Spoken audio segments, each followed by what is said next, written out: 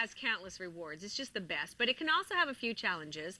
And one of the major ones can be surviving the adolescent years when your child can cop an attitude about even the smallest things. Well, my next guest is the author of The A to Z Guide to Raising Happy, Confident Kids, and is here to give us ideas on how to handle those days when your kids can't stand you. Please welcome Dr. Jen Berman. It's so good to have you here, Jen. You rock. You really do. Thank you. So, the biggest question that my viewers write me, they go, tell her, because I said that you were going to be here, what age do they start exerting their personalities, their independence? Pretty much from birth. Yes! But I could not agree more. And it starts from, I don't want that diaper change, I'm going to kick and scream, to I'm going to spit out this food, I don't like it. But I'm taking a nap, I don't think so. Exactly. The two key times that parents can expect lots of power struggles are around 18 months, which is when we see the emergence of will. It's when kids have strong opinions, but they don't yet have the verbal skills to articulate them, so you see a lot of tantrums. And then again, around those teen/now tween years, it starts to happen earlier now, developmentally. And the primary task at that time, developmentally, is to individuate from parents. And it's not just difficult for the teen, it's also difficult for the parent. I agree with that. Yeah. I think a lot, I've told friends of mine, I said, your child has to find their own identity. They can't, especially daughters with mothers, don't you think? Oh, yeah, big time. For daughters and mothers, it tends to happen around 14. For sons and moms, it tends to happen around 17. Yes, and you have it even with fathers. I mean, I think they have to back away, don't they, to figure out who they are. And as parents, you have to walk that fine line of keeping your kids safe, but allowing them the independence, because you want them to make the mistakes while they're still in your house, and they're mistakes that aren't going to really be catastrophic. Right. That's how you prepare them to go out into the world. And how do you prepare that house so that they feel loved unconditionally, but yet feel those boundaries and rules? By being a safe person that they can always talk to.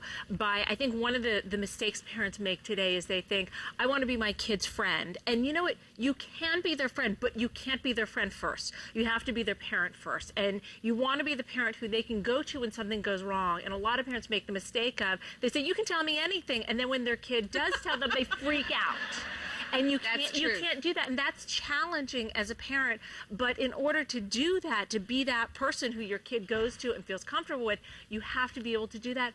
Also, parents need to help their kids to feel seen, heard, and understood. When kids feel connected and feel like they have that sense with their parents that you get me, they're going to come to you. You're going to be the first person they come to if you're not panicking and you're really understanding. Okay, so how do you lay down a boundary? Let's say they come in and they blow their curfew or whatever it is. How do you not go, I told you I'm grounding you for life? Well, first of all, as a parent, you don't take it personally. A lot of the time, parents freak out because they go, you did that wrong, and that means I'm a bad mother. And even though they don't say it out loud, I hear moms in my private practice in my office say that all the time. So first is, don't take it personally. Second, to know it's your kid's job to test you. So you want to expect it. When you expect it and don't take it personally, you can respond to it in a more neutral way. You can be loving and firm, but make that boundary. Hey, you broke that curfew. You know, as a result, that means I'm going to feel like I can't trust you. So your curfew is now an hour earlier. When I see that you've earned that back, we can try 10 o'clock again. Right. Okay, so here's a question. You're a busy mom. Okay, I'm a busy mom. Oh, yeah. Okay. It's really important to have those communication skills with your kids, but you can't say, okay, I have 1 hour, talk to me. Yeah, absolutely. And I think a lot of it is meeting your kid at their level. That sometimes we have these ideas as parents that our job is to teach them and lecture. So I've got an hour with you, I'm going to teach you about manners, I'm going to teach you about, all the things you need to do in life. And instead, just be with your kid. Just spend some relaxed time, find out what's going on in their life, talk to them about your life. That's the other thing. A lot of the time parents think, okay, I've got an hour, I have to just find out everything about their life. But part of teaching your kid to not be narcissistic and think the world revolves around them, yeah, I couldn't agree more which with is that. Tough for teenagers, is to say, hey, let me tell you about my day. Yeah. But, okay, here's the other thing, too. I have a friend. She'll say, oh, I so relate. When I was a kid, and her daughter looked at her, and she said something like, I don't care about when you were a kid. Yeah. And she's like, I'm just trying to relate to you. And a lot of that they don't care. That's reading your kid. There are kids who do care, but you have to tune into your kid to know, does this kid care, and does this kid care right now? You know, I have twins. I have one daughter that if I share an experience that I had, she really responds well to it. She's like, tell me more about when you were my age and when you struggle with this issue. And then I have another daughter who's like, I don't want to hear about when you were a kid. I'm struggling with this now. Just tell me what to do with my feelings now. Okay, so here's a question. You want them to talk to you, but what about peer pressure? Well, you know how they get into that age where it's like, you're not cool anymore, and I'm talking to my friends who know nothing. Yes, absolutely. Yeah.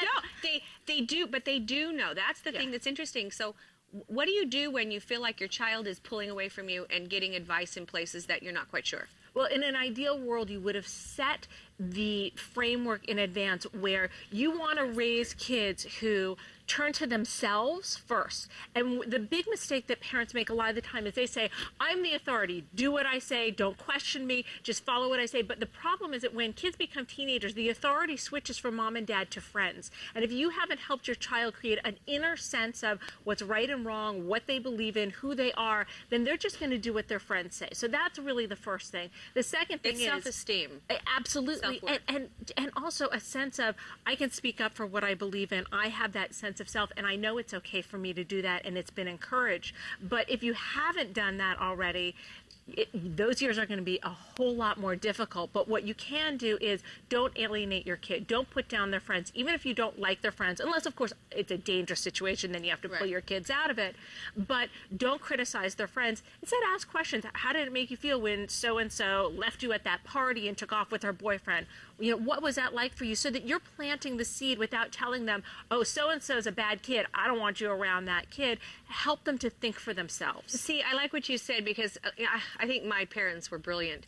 But one of the things they would always do is say, instead of we're so proud of you, they'd say, aren't you proud of yourself? Love that. Love that. That's exactly what I'm talking about. So they're not pleasing me, and they don't turn into, your child doesn't turn into a people pleaser. And not only just a people pleaser, but someone who's just kind of looking for that treat, and that treat being praise from mom and dad. I think that parents today praise their kids too much, and there have been studies. There was a woman named Carol Zwick who did a study where they looked at kids, they gave them a really difficult test, and they said to half of the kids, you are really smart, and then to the other kids they said you worked really hard on a previous test that they had done. And then they said, okay, now we have another test and it's way harder, it's very challenging. Who wants to take the test again? Of the kids who were told you're really smart, almost none of them wanted to take it. The kids who were told you worked really hard, almost all of them wanted to take it, and they viewed it as challenging. So when you just give kids empty praise, they're worried, oh, I tricked her into thinking I'm smart. I better not do that test. I better not take the risk. Exactly. Whereas kids who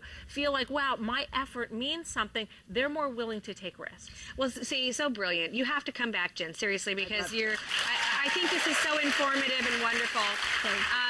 Thank you. Please come back. I have a million questions. Email me ideas and questions that you want Jen to answer. We'll be right back. Thank you.